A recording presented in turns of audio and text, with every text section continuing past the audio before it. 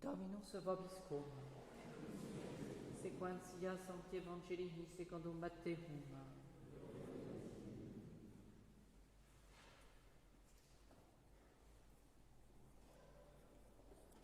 En ce temps-là, Pierre dit à Jésus, « Voici que nous avons tout quitté, que nous t'avons suivi.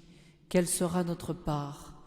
Et Jésus leur dit, « En vérité, je vous le dis, vous qui m'avez suivi, quand viendra le renouvellement de toutes choses, lorsque le Fils de l'homme s'assiera sur le trône de sa gloire, vous siégerez vous aussi sur 12 trônes, comme juges des 12 tribus d'Israël.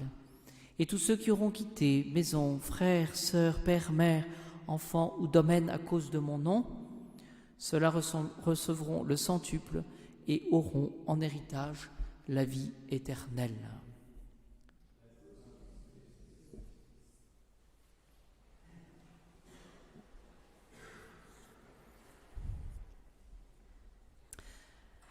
Donc nous sommes dans le chapitre 19, versets 27 à 29. Et Pierre dit à Jésus, voilà, quelle sera notre récompense ? Voici que nous avons tout quitté et que nous t'avons suivi. Quelle sera notre part ? Alors j'ai trouvé intéressant et même drôle le commentaire de Saint Jean Chrysostome. Mais qu'avez-vous quitté ? Qu'as-tu quitté ?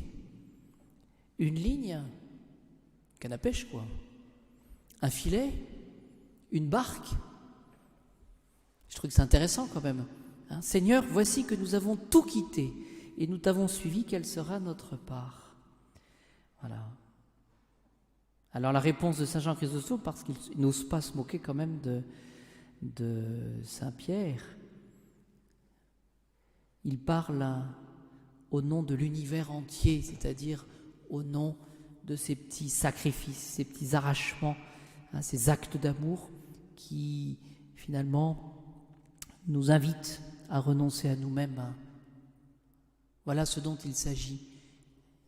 Et pour cela, nous pouvons être concrets aujourd'hui. Qu'avons-nous fait pour le Seigneur ? Qu'avons-nous fait pour le prochain ? Qu'avons-nous fait véritablement pour notre devoir d'État ? Et pour aimer, il faut être capable de se quitter soi-même, il faut être capable de se renoncer soi-même. Alors Jésus va donner, donc en héritage, vous siégerez vous aussi sur 12 trônes, comme juges de 12 tribus d'Israël. Voilà. Et tout ce que vous aurez quitté, donc maison, frères, sœurs, père, mère, enfants ou domaine à cause de mon nom, ceux-là recevront le centuple. Et il y a, nous dit Saint Jean Chrysostome, c'est toujours la même idée pour ce centuple, une idée d'universalité, c'est-à-dire que la récompense du Seigneur sera forcément plus grande que le sacrifice que nous aurons fait. Et pour cela, eh bien, il faut poser un acte de foi, voir plus loin. La foi nous permet cette adhésion de l'intelligence et de la volonté.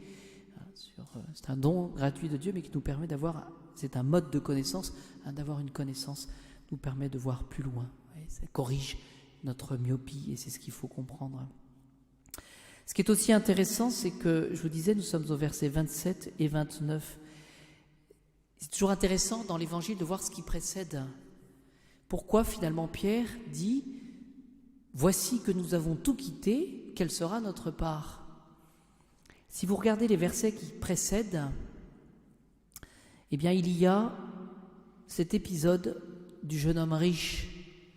Vous savez, ce jeune homme riche qui entend parler de Jésus, qui va tout quitter, qui va courir, plus exactement, auprès de Jésus.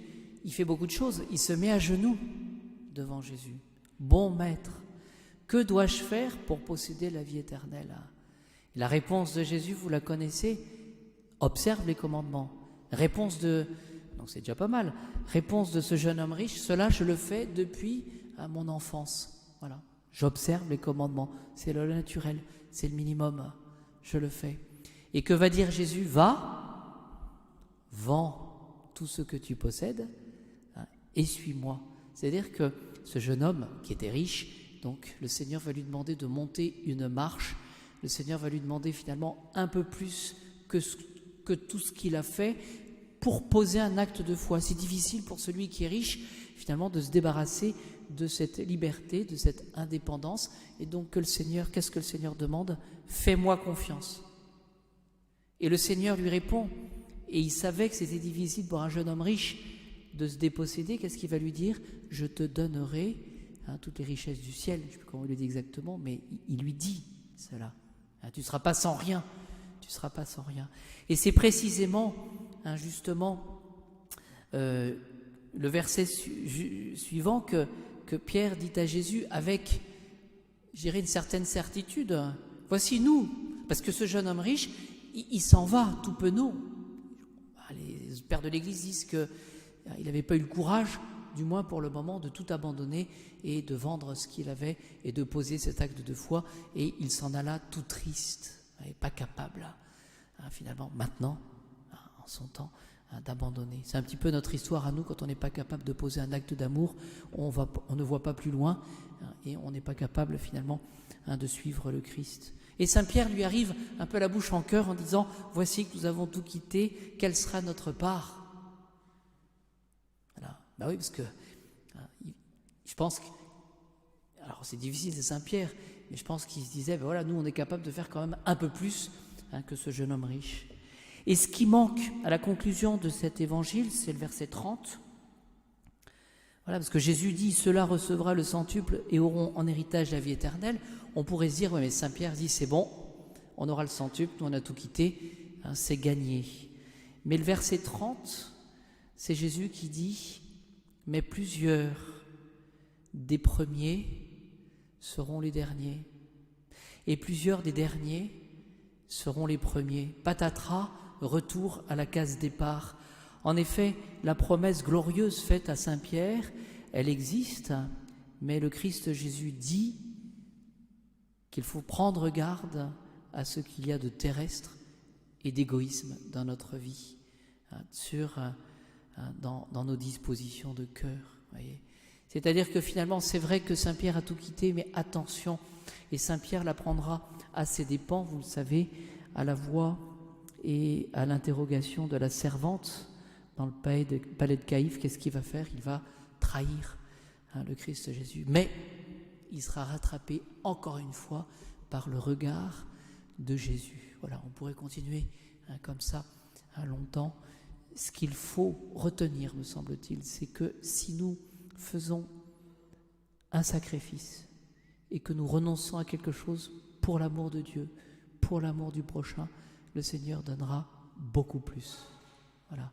Demandons cette générosité, demandons cette disposition d'âme qui suppose de poser un acte de foi. Seigneur, c'était le problème du jeune homme riche, Seigneur, je veux bien me déposséder et je sais que tu me donneras ce dont j'ai besoin, mais ça suppose évidemment de poser un acte de foi et de faire confiance. Et puis le Seigneur nous rappelle enfin de prendre garde à nos dispositions. Les premiers seront les derniers et les derniers seront les premiers, selon nos dispositions d'âme. Donc demandons, voyez, cette fidélité, c'est toujours la même chose, jusqu'au bout, cet esprit de foi jusqu'au bout, jusqu'à notre dernier soupir.